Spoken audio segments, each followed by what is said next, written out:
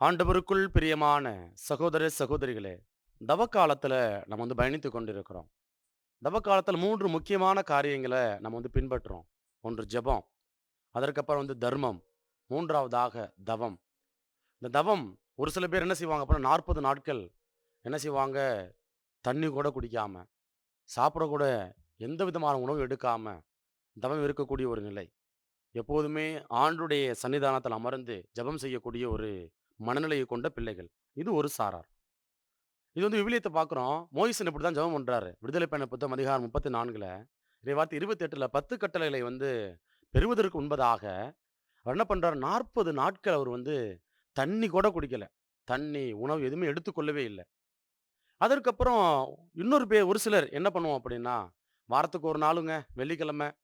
அந்த வெள்ளிக்கிழமை என்ன செஞ்சான் அப்படின்னா, நோன்பு இருந்து, ஆ ஆண்டவருக்காக என்னுடைய உடலை ஒடுக்குகிறேன். என் மனதை நான் ஆண்டவருக்கு அர்ப்பணிக்கிறேன் என்று எண்ணத்தை என்ன பண்ணுவாங்க, தண்ணி குடிச்சுக்குவாங்க. தண்ணி குடிச்சுக்கிட்டு உணவை தவிர்க்கக்கூடிய ஒரு மனநிலை. ஆ ஒரு பிரிவினர். அப்போ அது எப்படிப்பட்ட ஒரு வகையா இருந்தாலும், இந்த நோன்பு வழியா நான் கடவுளுக்கு எத கொடுக்கிறேன்? அதான் இந்த தவக்காலம் முன்வைக்கக்கூடிய ஒரு கேள்வியாக இருக்கிறது. இப்போ பல பேர் பல நேரம் நினைச்சிட்டு இருக்கிறோம். என்ன அப்படின்னா, நோன்பு இருக்கிறதுனால எனக்கு வல்லமை பயங்கரமா கிடைக்கும்னு நினைச்சிட்டு இருக்கிறோம். நிச்சயமா கிடைக்கும். ஆனா பல நேரங்கள்ல என்ன பண்றோம் அப்படின்னா, தவறான புரிதல் நம்ம கொண்டு இருக்கிறோம். என்ன தவறான புரிதல்? இப்போ உடல் எடையை குறைக்கணும். அப்ப நான் சாப்பிடாம இருந்தா நல்லது. ஒரு சில பேர் போராட்டம் பண்றாங்க. அரசுக்கு எதிரா போராட்டம் பண்றாங்க. அல்லது ஒரு நிறுவனத்துக்கு எதிரா போராட்டம் பண்றாங்க. உண்ணா நோன்பு. காலவரையற்ற உண்ணா நோன்பு. அது ஒரு ஒரு நோக்கம். அது ஒருவேளை வேலைக்காகவோ, அல்லது ஒரு இலக்கினை அடைவதற்காகவோ, அவர் மேற்கொள்ளக்கூடிய ஒரு நோன்பு. அதுக்கும் இந்த தவக்காலத்தில நாம மேற்கொள்ளக்கூடிய நோன்புக்கும் எந்த விதமான தொடர்பும் இல்ல. அது ஒரு இலக்கு, உலகு சார்ந்த ஒரு காரியம். இந்த தவக்காலத்தில இது உடல் எடையை குறைப்பதற்காக மட்டுமல்ல, மாறாக நம்முடைய உள்ளத்த அப்படியே ஆண்டவர்ட்ட எழுப்பணும். ஆண்டவர்ட்ட கொடுக்கணும். உள்ளம், உடல், ஆன்மா எல்லாவற்றையும் என்ன செய்யணும் அப்படின்னா, ஆண்டவருக்கு நம்ம கொடுக்கணும். இப்போ ஒரு வண்டி இயங்கணும். அந்த வண்டி இயங்குவதற்கு என்ன தேவை? அடிப்படையில என்ன தேவை அப்படின்னா, பெட்ரோலோ அல்லது டீசலோ தேவைப்படுகிறது. அதேபோல நம்முடைய ஆன்ம வாழ்வு எழும்பணும். அது கடவுளை நோக்கி போகணும்.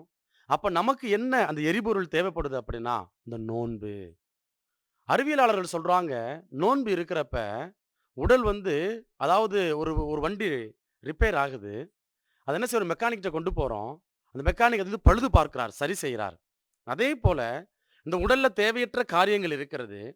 அந்த தேவையற்ற காரியங்கள் என்ன செய்றோம் அப்படின்னா, நோன்பு இருப்பதன் வழியாக அது அந்த கழிவுகள் எல்லாம் அப்புறப்படுத்தப்படுகிறது.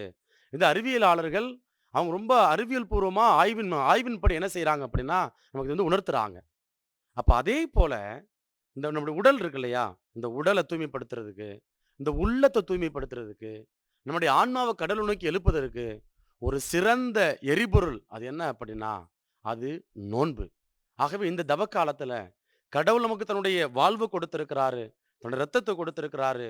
உடல கொடுத்திருக்கிறாரு. அப்படிப்பட்ட கடவுளுக்கு நம்ம என்ன செய்யணும்? என்னுடைய உள்ளத்தை நான் கொடுக்கணும். ஆகவே இந்த நாள்ல ஆண்டவரே, இயேசுவே, நான் தவக்காலத்துல பயணிக்கிறேன். அப்போ நான் இப்ப நெறைய காரியங்கள், தியாகங்கள மேற்கொள்ள திட்டமிட்டு இருக்கிறேன். அதெல்லாம் வெளி அடையாளங்கள். உமக்கு உகந்தது என்ன அப்படின்னா, என்னுடைய இதயம்.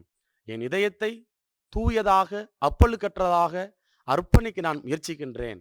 என்னுடைய முயற்சியை ஆசீர்வதியும் என்று சொல்லி, நம்மை நாம் அர்ப்பணித்து மன்றாடுவோம். கண்களை மூடுவோம். கரங்களை குவித்து, இந்த ஜெப வேளையில் நம்மை நாம் ஒப்புக்கொடுத்து ஜெபிப்போம்.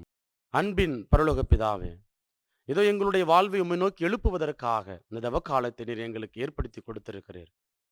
இந்த தவக்காலத்தில் பல்வேறு தியாகங்களை மேற்கொள்ள நாங்கள் திட்டமிட்டு இருக்கிறோம் அப்பா. தெய்வமே, இது எல்லாம் வெளி அடையாளங்கள்.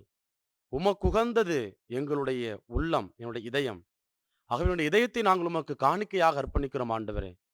எங்கள் இதயத்தில் இருக்கக்கூடிய எல்லா விதமான தீய எண்ணங்களும் ஆண்டவரே உம்முடைய வல்லமையினால் வேரோடு அப்புறப்படுத்தப்படுவதாக. அதற்கு தேவையான வல்லமை ஆற்றலை எங்களுக்கு தாரும் ஆண்டவரே. உம்மை முகமுகமாய் பார்க்கக்கூடிய அந்த ஆற்றலை அனுபவிக்க எங்களுக்கு தேவையான ஏற்ற சூழலை தந்திரளும்படியாய் நாங்கள் மன்றாடுகிறோம். இவற்றையெல்லாம் எங்கள் ஆண்டவர் மீட்பெருமான இயேசுவின் நாமத்தில் ஒப்புக் கொடுக்கிறோம்.